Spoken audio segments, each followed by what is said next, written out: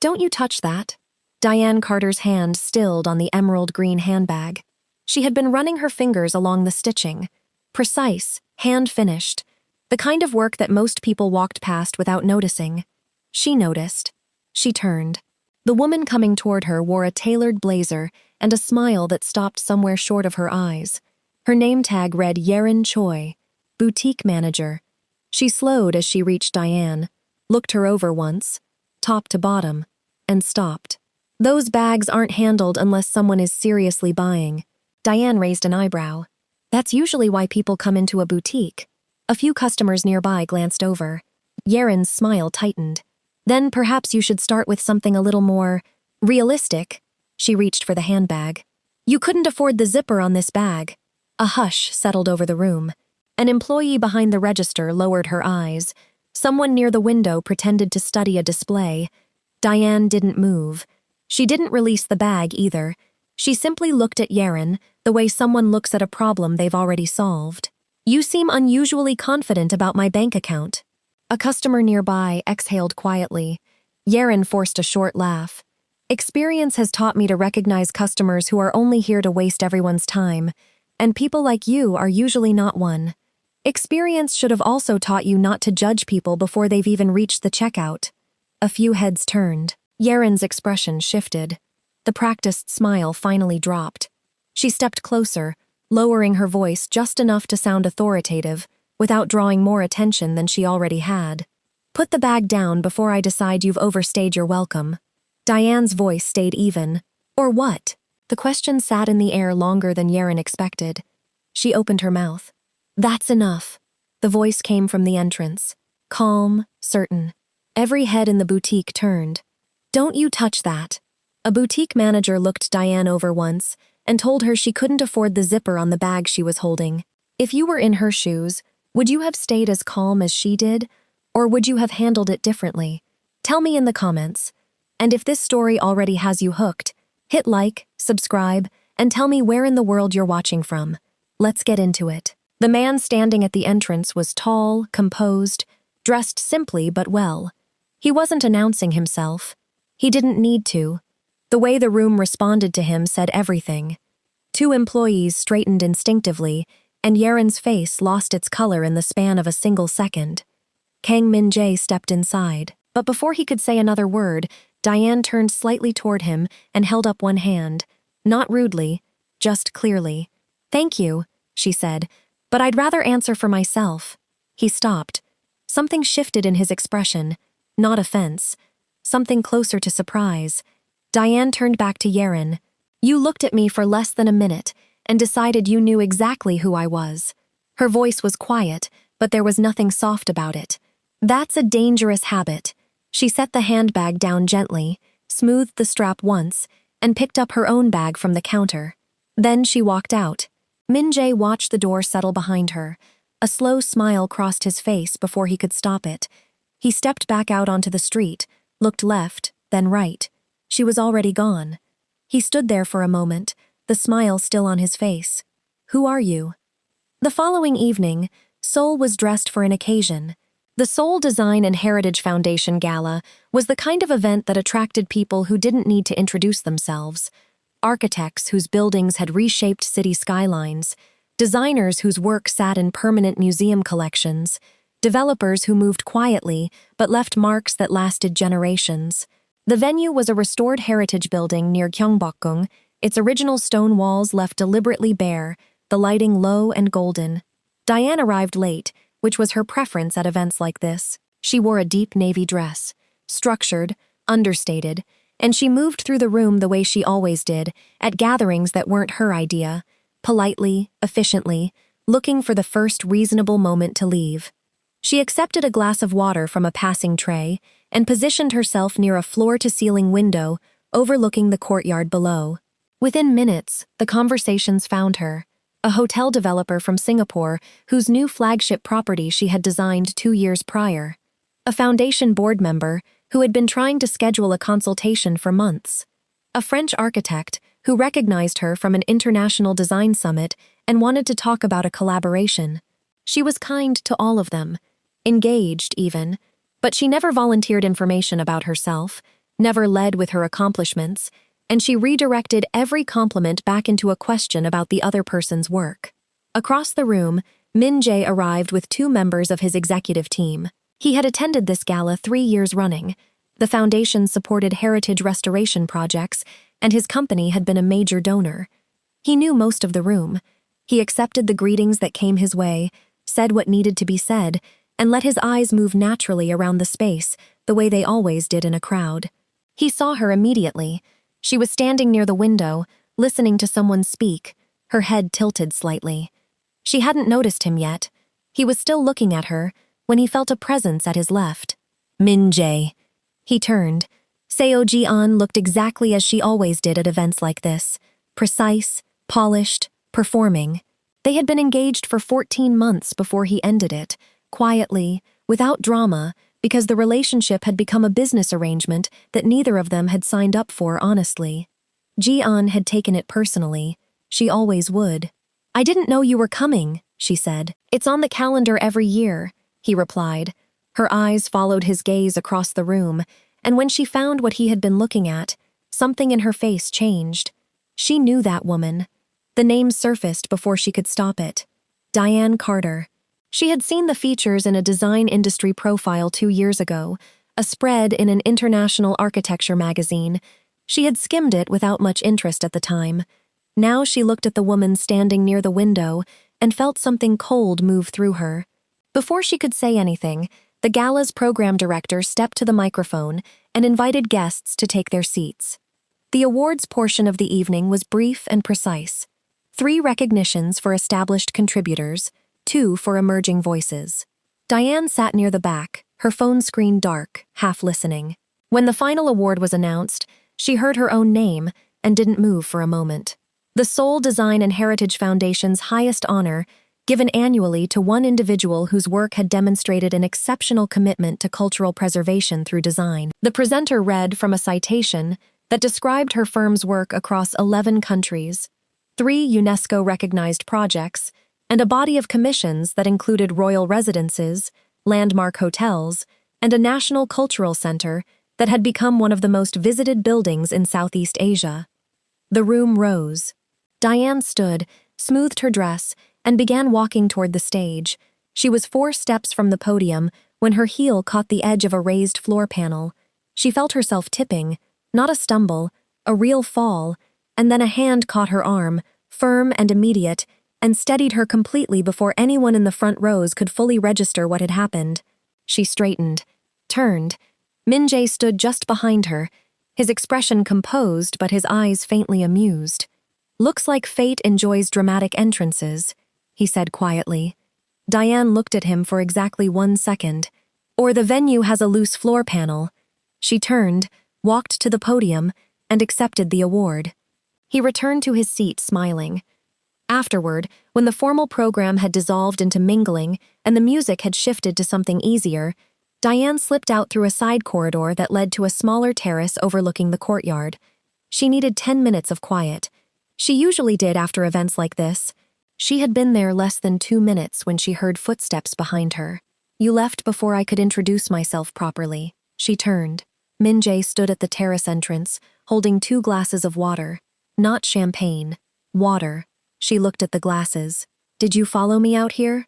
"I was also looking for somewhere quieter," he said. "You just found it first." She considered this for a moment, then turned back toward the courtyard. "Kang Min-jae, you know who I am. Everyone in that room knows who you are." He walked over and stood beside her, leaving a full arm's length of space between them. He held out one of the glasses. She took it. For a moment, neither of them spoke. Below, the courtyard's stone fountain caught the light. "You design spaces," he said. "What do you think of this building?" She looked at it. The exposed stone, the way the original wooden ceiling beams had been integrated with modern lighting, the proportion of the windows against the walls. "Honest restoration," she said. "Whoever did the renovation understood that the building already had a voice. They didn't try to talk over it. That's a precise way to describe it. It's what it is." He looked at her. "Why didn't you let me handle the situation at the boutique yesterday?" She turned to face him. "Because it wasn't your situation to handle. You knew who I was? I knew you were someone who was used to solving things for other people, she said. That wasn't what I needed. He nodded slowly, and he didn't argue, and that surprised her more than anything he could have said. They talked for almost an hour. It didn't feel like an hour. They talked about the building, about restoration versus renovation, about the difference between designing for legacy and designing for visibility. He asked questions that weren't small talk. She gave answers that weren't performances. At some point, without planning to, she mentioned her last serious relationship. Not in detail, she never did, but enough. A man from a well-established business family. The kind of man who introduced her at events as my girlfriend, the way he introduced his car, as something that reflected well on him. When it ended, his family had made sure the version of events that spread through certain circles was the one that protected their name. She had been painted as a woman who targeted wealthy men for access and leverage. The story had followed her for 2 years. She didn't say any of this with bitterness. She said it the way someone states a fact they've made their peace with. Min-jae listened without interrupting. He didn't offer sympathy, didn't rush to tell her that not all wealthy men were like that, didn't make it about himself. He simply listened until she was finished, and then he said, "That must have cost you a lot." "It taught me more than it cost me," she said. "What did it teach you?" She looked at him directly. "To know exactly who I am before I let anyone else decide." He held her gaze. "That's why you didn't let me step in." "That's why," she said. Below in the courtyard, a member of the gala staff moved to switch off the fountain for the night. Min-jae set his empty glass on the terrace railing. "Can I ask you something? You've been asking me things for an hour. This one's different." He paused. "Would you have dinner with me? Somewhere that isn't an event." Diane looked at him for a moment, and he could see her weighing it, not performing hesitation, actually weighing it. "I'll think about it," she said.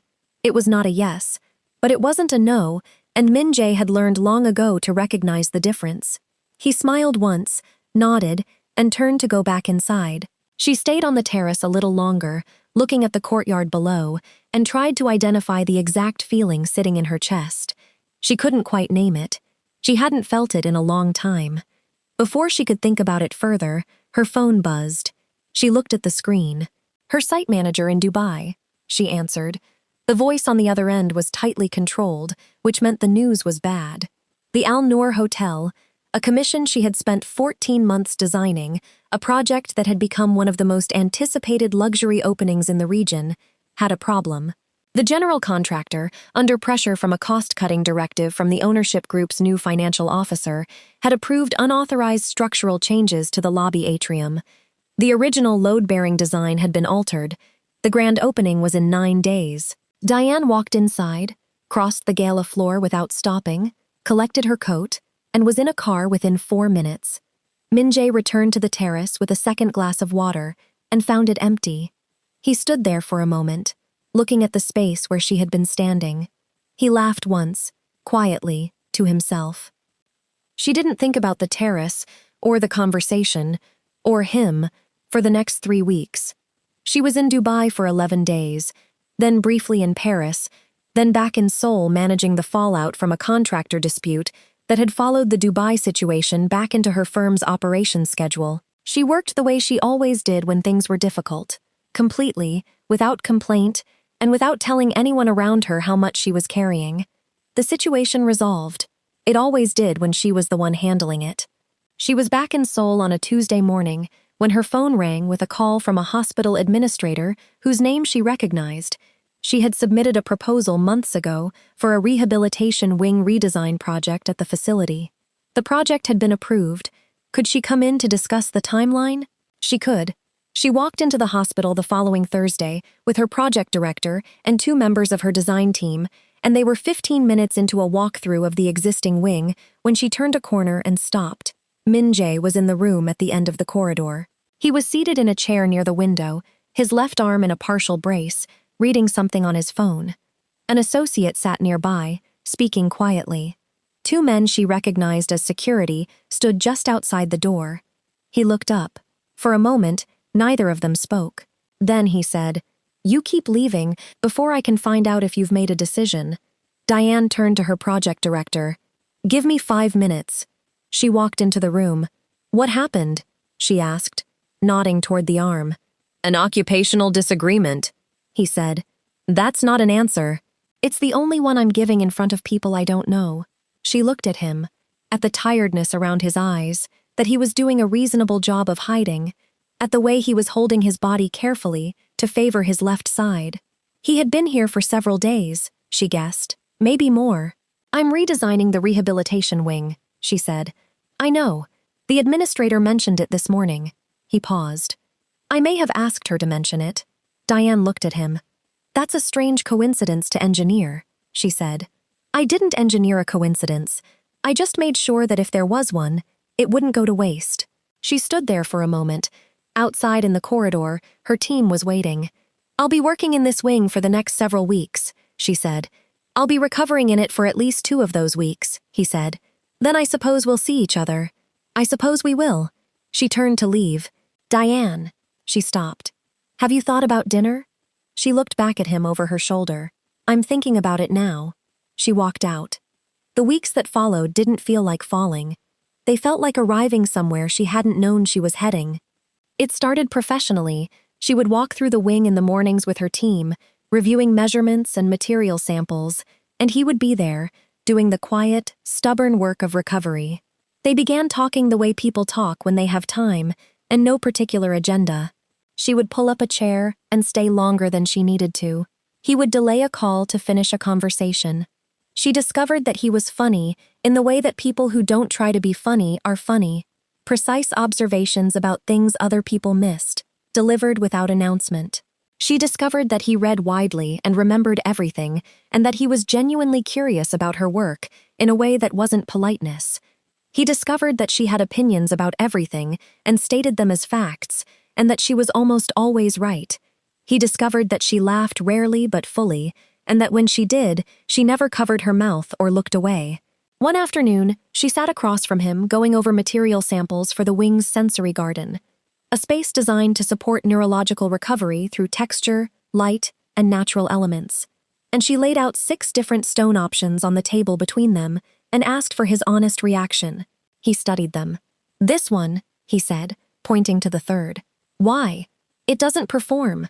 The others are trying to be impressive. This one just is what it is." She looked at him.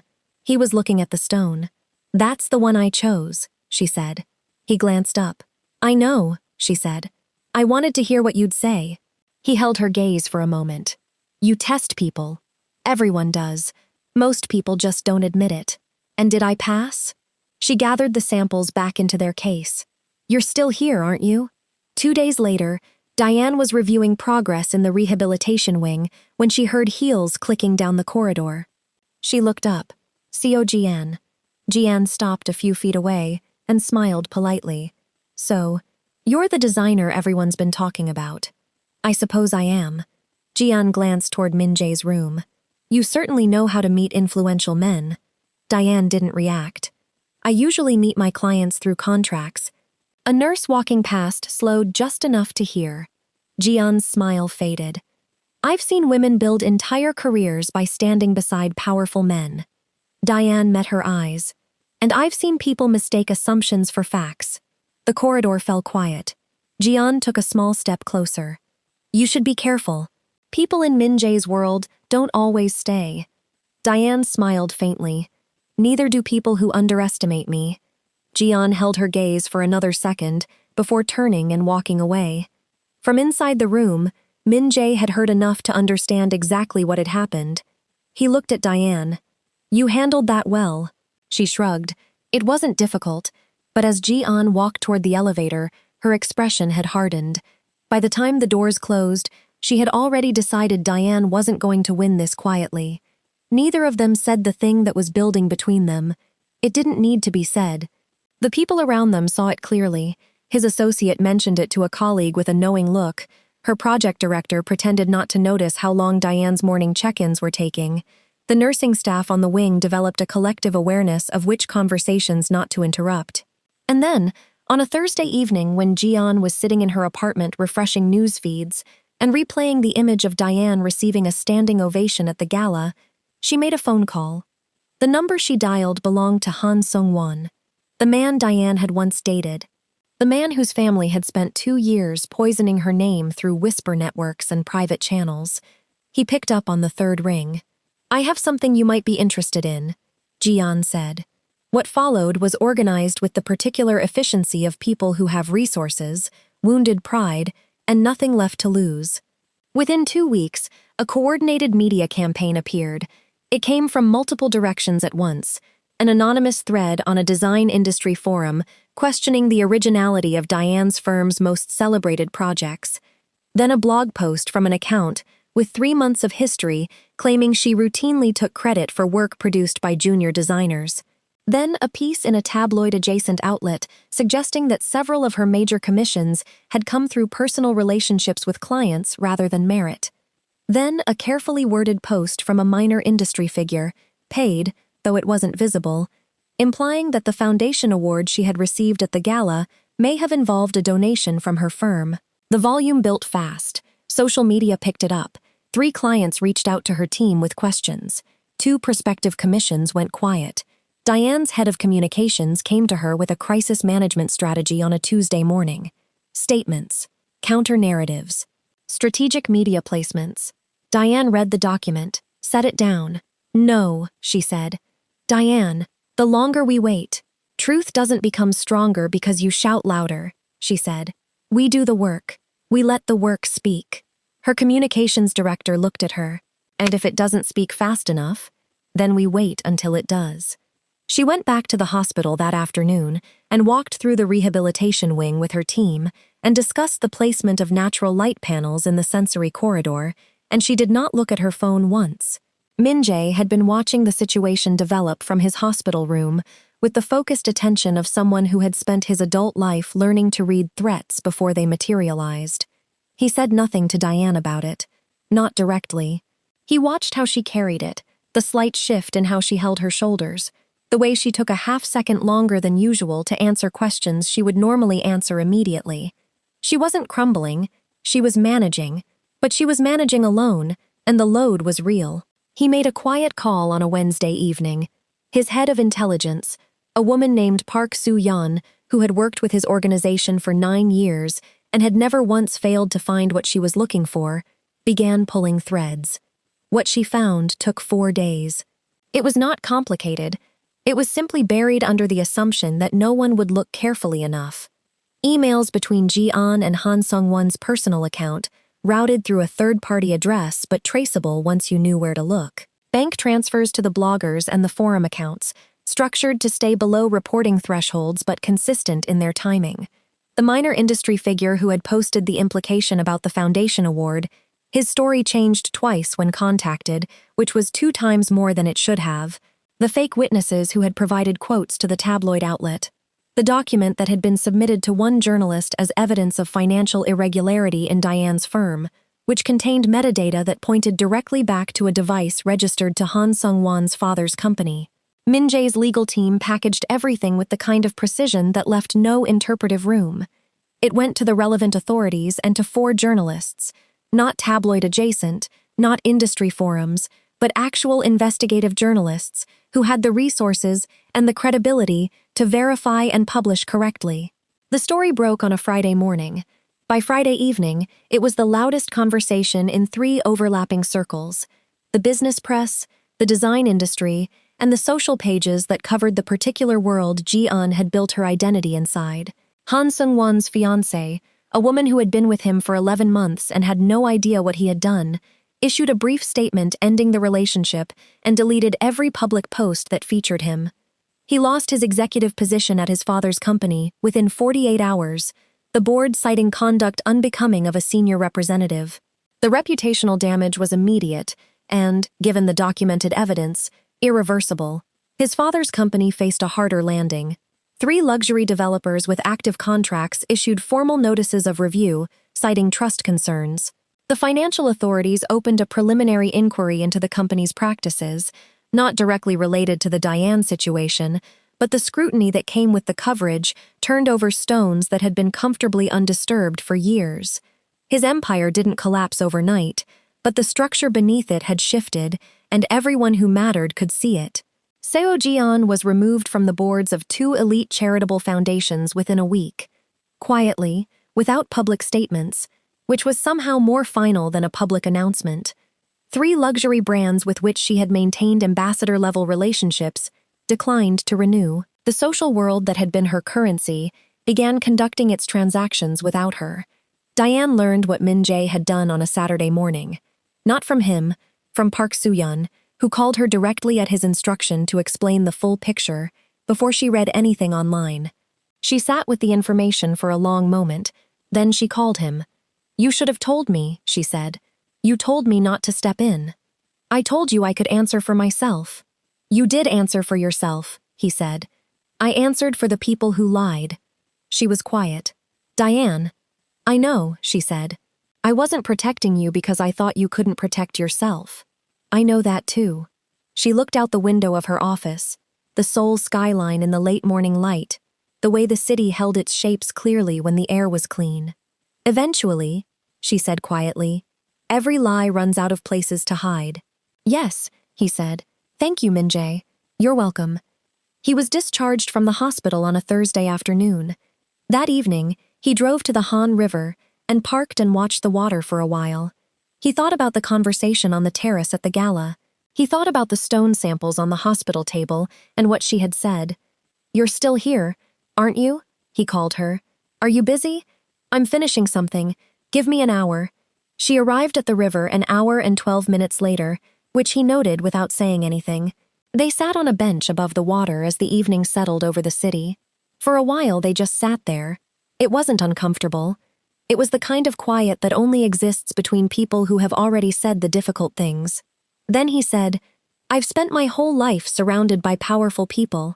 People who knew exactly how to present themselves, exactly what to say, exactly how to make a room respond to them." He paused. "None of them ever made me want to become a better man." The city sat quietly around them. "You were afraid to trust someone like me," he said. "I know that." "I was," she said. "And now?" She looked at the river, at the light moving on the surface of the water, at the city across it, holding its shape. "I'm tired of being afraid," she said. He turned to look at her. She turned to look at him. The kiss was quiet and unhurried, the way everything real between them had been, without performance, without announcement. Just the thing itself. Weeks became months. The rehabilitation wing opened to the response Diane's work always eventually produced. Slowly at first, then completely, as the people using it discovered what it meant to recover in a space that had been designed with their humanity in mind. The sensory garden received particular attention. The third stone, the one that didn't perform, caught the light exactly as she had intended. Min-jae proposed on a Saturday morning in her studio, without a plan, without a prepared speech. He had come to bring her coffee and found her standing at her drafting table with charcoal on her left hand and her reading glasses pushed up on her forehead, arguing quietly with a structural drawing that wasn't cooperating. He watched her for a moment. Then he said, "Marry me." She looked up. "That's not a proposal," she said. "That's a demand. It's a request. Requests have more words." He set the coffees down, walked around the table, stood in front of her. "Diane Carter," he said, "I am asking you, with the appropriate number of words, to marry me." She looked at him for a long moment, at the steadiness in his face, at the way he stood there without performance, without managing the moment. "Yes," she said. Months later, on a quiet Wednesday morning, Diane stepped into a luxury bridal boutique in Cheongdam-dong. She had spent 40 minutes being diplomatically directed toward every possible option before politely telling the senior stylist exactly what she was looking for.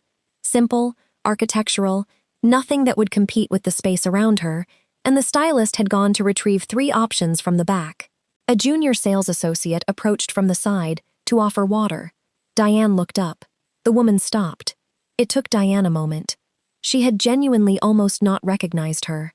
The practiced confidence was gone, and what remained was smaller, uncertain, the face of someone who had spent several months sitting with consequences she had earned. Yerin Choi. After losing her management position at the luxury boutique, a termination that followed complaints from 3 customers who had witnessed or experienced similar behavior and finally felt the environment had changed enough to submit them. She had found work here, in a smaller shop, in a quieter part of the same industry she had once navigated from a position of assumed authority. She stood in front of Diane and didn't attempt to compose herself into anything. "Miss Carter," she said, "I'm sorry." No context offered, no explanation, no qualification, just those words, standing there alone, which was the most honest thing she could have given. Diane looked at her for a moment. She thought about the boutique, the handbag, the customers who had looked away. She thought about the long distance between that Tuesday afternoon and this Wednesday morning. Before she could answer, the boutique door opened behind her.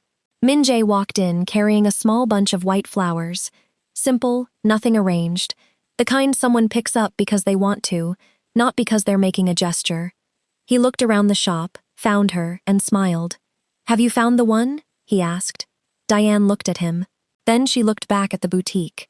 The clean lines of the space, the quiet light from the windows, the 3 dresses being carried out from the back by the stylist, who was already speaking about silhouette and fabric weight. Then she looked at Min-jae again. "Yes," she said simply.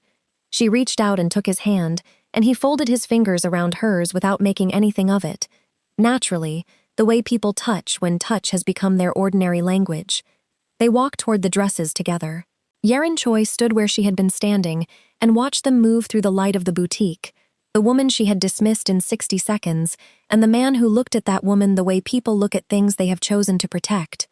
She thought about what she had assumed that Tuesday afternoon, about the 60 seconds that had felt like enough. They had not been enough. They had never been enough. She understood that now, in a way that would stay with her, not as punishment, but as knowledge. The kind that changes the shape of how you see people when they walk through a door. She picked up the empty tray and went back to work. If you made it this far, you already know Diane never needed anyone to fight her battles. She just needed the right person to stand beside her. Like, subscribe, and leave a comment.